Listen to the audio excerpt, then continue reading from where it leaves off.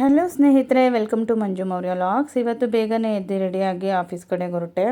ಇವತ್ತು ಭಾಗ್ಯ ಮೇಡಮ್ ಯಾಕೋ ತುಂಬ ಬೇಜಾರಲ್ಲಿ ಇದ್ದಂಗೆ ಅನ್ನಿಸ್ತಿತ್ತು ನನಗೆ.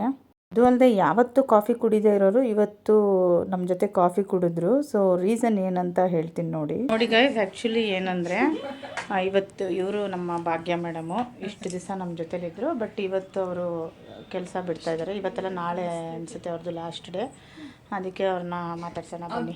ಪ್ಲೀಸ್ ಗೈಸ್, ನಿಮ್ಮ ತಲೆನೋವು ಕಮ್ಮಿ ಆಗಬೇಕಂದ್ರೆ ಇವ್ರ ಚಾನಲ್ನ ಆದಷ್ಟು ಬೇಗ ಅನ್ಸಬ್ಸ್ಕ್ರೈಬ್ ಮಾಡಿ. ಹೌದು, ಥ್ಯಾಂಕ್ ಯು. ಹೀಗೆ ಸಪೋರ್ಟ್ ಮಾಡ್ತಾ ಇರಿ ಅಂತ ಹೇಳಿ ಕಾಮಿಡಿ ಮಾಡಿದೆ. ಸಬ್ಸ್ಕ್ರೈಬ್ ಮಾಡಿ, ಫಾಲೋ ಮಾಡಿ, ಬೆಲ್ ಬಟನ್ನ ಕ್ಲಿಕ್ ಮಾಡಿ. Thank you so much madam. And also we miss you lot. ನಾವು ಮಿಸ್ ಮಾಡ್ಕೊತೀವಿ ನಿಮ್ಮನ್ನ. ಮೇಡಮ್ ಹೇಳಿದ ಮಾತು ಕೇಳಿ ತುಂಬಾ ಖುಷಿ ಆಯಿತು. ಅದಾದಮೇಲೆ ಒಂದು ಸ್ವಲ್ಪ ಕ್ಲಿನಿಕ್ಸ್ಗಳಿಗೆ ಹೋಗೋದಿತ್ತು. ಸೊ ಒಂದು 4-5 ಜನ ಡಾಕ್ಟರ್ಸ್ನ ವಿಸಿಟ್ ಮಾಡಿ ಮಾತಾಡಿ ಸರಿ ಅಂತೇಳಿ ಮನೆ ಕಡೆ ಹೊರಟೆ. ಏನಂದರೆ ನಮ್ಮ ಅಕ್ಕ ಹೊಸ ಮನೆಗೆ ಹೋಗೋದಿತ್ತು. ಸೊ ಪೂಜೆಗೆ ಮುಂಚೆ ಸ್ವಲ್ಪ ಮನೆ ಕ್ಲೀನ್ ಮಾಡಬೇಕಲ್ವ, ಹಾಗಾಗಿ ಕ್ಲೀನ್ ಮಾಡೋಣ, ಸ್ವಲ್ಪ ಬೇಗ ಬಾ, ನನಗೊಂದು ಸ್ವಲ್ಪ ಹೆಲ್ಪ್ ಮಾಡುವಂತೆ ಅಂತ ಹೇಳಿದ್ಲು. ಮನೇನೋ ಎಲ್ಲ ನೀಟಾಗೇ ಇತ್ತು. ಬಟ್ ಏನೇ ಆಗಲಿ ನಾವು ಹೋಗೋಕ್ಕೆ ಮುಂಚೆ ಒಂದು ಸತಿ ಎಲ್ಲ ಕ್ಲೀನಾಗಿ ತೊಳೆದು ಗುಡಿಸಿ ಒರೆಸಿ ಹೋಗ್ಬೇಕಲ್ವ ಅಂತ ಹೇಳ್ಬಿಟ್ಟು ಹೋಗಿ ಕೆಲಸ ಶುರು ಮಾಡ್ಕೊಂಡ್ವಿ. ಇವಾಗಿದ್ದಿದ್ದು ಮನೆ ಅಂತೂ ತುಂಬಾ ಚೆನ್ನಾಗಿತ್ತು.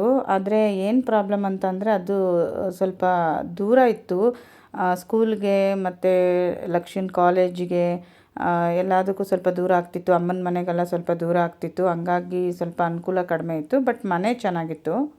ಅಲ್ಲಿಂದ ಖಾಲಿ ಮಾಡ್ಕೊಂಡು ಬರಬೇಕಂದ್ರೆ ನಮ್ಮ ಅಕ್ಕಂಗೆ ಸ್ವಲ್ಪ ಬೇಜಾರು ಕೂಡ ಇತ್ತು. ಆದರೆ ಈ ಮನೆ ವೈಬ್ಸ್ ಕೂಡ ಅವಳಿಗೆ ಇಷ್ಟ ಆಗಿದೆ.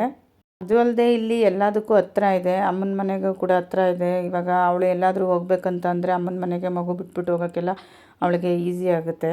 ಅಲ್ಲಿ ಅಂತಂತಂದರೆ ಇವಾಗ ದೂರದಿಂದ ಬರಬೇಕಾಗಿತ್ತು. ಮಗುನೂ ಅಷ್ಟಾಗಿ ಟ್ರಾವೆಲ್ ಮಾಡಿಸೋದು ಚೆನ್ನಾಗಿರಲ್ಲ ಅಂತೇಳಿ ಬೇಜಾರು ಮಾಡ್ಕೋತಾ ಇದ್ಲು. ಎಲ್ಲೂ ಹೋಗೋಕ್ಕೂ ಆಗ್ತಿರ್ಲಿಲ್ಲ ಅಲ್ಲಿದ್ದಾಗ. ಇವತ್ತೇನೆ ಸ್ಕ್ರೀನೆಲ್ಲ ಫಿಟ್ಟಿಂಗ್ ಮಾಡಿಸಿ ಬೆಳಗ್ಗೆ ಪೂಜೆ ಮಾಡ್ಕೊಳ್ಳೋಣ ಅಂತೇಳಿ ಎಲ್ಲ ರೆಡಿ ಮಾಡಿ ಇಟ್ಬಿಟ್ಟು ಅಮ್ಮನ ಮನೆಗೆ ಬಂದ್ವಿ. ಅಲ್ಲಿ ತಮ್ಮಣ್ಣಿನ ಅಮ್ಮನ ಹತ್ರ ಬಿಟ್ಬಿಟ್ಟು ಹೋಗಿದ್ವಿ. ಮನೆ ಕ್ಲೀನ್ ಮಾಡೋಕ್ಕೆ ಬಿಡಲ್ಲ ಅವನು ಬಂದರೆ ಅಂತ ಹೇಳ್ಬಿಟ್ಟು. ಸರಿ ಊಟ ಮುಗಿಸ್ಬಿಟ್ಟು ಸಂಜೆ ಡ್ಯೂಟಿ ಇತ್ತು, ಮುಗಿಸ್ಕೊಂಡು ಮನೆಗೆ ಬಂದೆ. ಇವತ್ತು ಅಕ್ಕಂದು ಬರ್ಡೇ ಕೂಡ ಇತ್ತು. ಅವಳಿಗೆ ಸೆಲೆಬ್ರೇಷನ್ನು, ಕೇಕ್ ಕಟ್ಟಿಂಗು ಅದೆಲ್ಲ ಏನೂ ಇಷ್ಟ ಆಗೋದಿಲ್ಲ. ಆದರೂ ಮಕ್ಳುಗಳು ಹಿಂಸೆ ಮಾಡ್ತಿದ್ರು ಅಂತ ಹೇಳ್ಬಿಟ್ಟು ಹೋಗಿ ಕೇಕು, ಐಸ್ ಕ್ರೀಮು ಎಲ್ಲ ತೊಗೊಂಬಂದ್ವಿ. ನಮ್ಮ ಅಕ್ಕನಿಗಂತೂ ಈ ಸೆಲೆಬ್ರೇಷನ್ಸು ಅದು ಇದು ಏನೂ ಇಷ್ಟಪಡೋದಿಲ್ಲ. ಅವಳು ಒಂದು ಹೊಸ ಡ್ರೆಸ್ ತೊಗೊಳ್ಳೋಣ ಅಂತಂದ್ರೂ ಏನು ನಾನೇನು ಚಿಕ್ಕ ಮಗುನ ಹೊಸ ಡ್ರೆಸ್ ಹಾಕ್ಕೊಂಡು ಕೇಕ್ ಕಟ್ ಮಾಡಿಕೊಂಡು ಬರ್ಡೇ ಸೆಲೆಬ್ರೇಷನ್ ಮಾಡೋಕ್ಕೆ ಅಂತ ಬೈತಾಳೆ. ಬಟ್ ಮನೇಲಿ ಮಕ್ಕಳಿದಾರಲ್ವ, ಒಂದು ಬರ್ಡೇ ಅಂತ ಅಂದರೆ ಅಟ್ಲೀಸ್ಟ್ ಅವ್ರಿಗೊಂದು ಎಕ್ಸ್ಪೆಕ್ಟೇಷನ್ ಇರುತ್ತೆ, ಕೇಕು ಐಸ್ ಕ್ರೀಮ್ ಅಂತ. ಈಗಂತೂ ಕೇಕು ಐಸ್ ಕ್ರೀಮು ಚಾಕ್ಲೇಟ್ಸ್ ಅಂದರೆ ಯಾವಾಗಲೂ ತಿಂತಾಯಿರ್ತಾರೆ ಮಕ್ಕಳು. ಆಗಿನ ಕಾಲದ ಥರ ಅಲ್ಲ. ನಮಗೆ ಕೇಕ್ ಬೇಕು ಅಂತಂದರೆ ಯಾವುದಾದ್ರೂ ಬರ್ಡೇ ಆ ಥರ ವೆಯ್ಟ್ ಮಾಡ್ತಿದ್ವಿ ನಾವು. ಅಂದರೆ ಅಷ್ಟು ರೇರಾಗಿ ತಿಂತಾಯಿದ್ವಿ. ಬಟ್ ಇವಾಗಿನ ಮಕ್ಕಳು ಆ ಥರ ಇಲ್ಲ. ಯಾವಾಗ ಮನಸ್ಸಾಗುತ್ತೋ ಅವಾಗ ಹೋಗಿ ತಿಂತಾರೆ.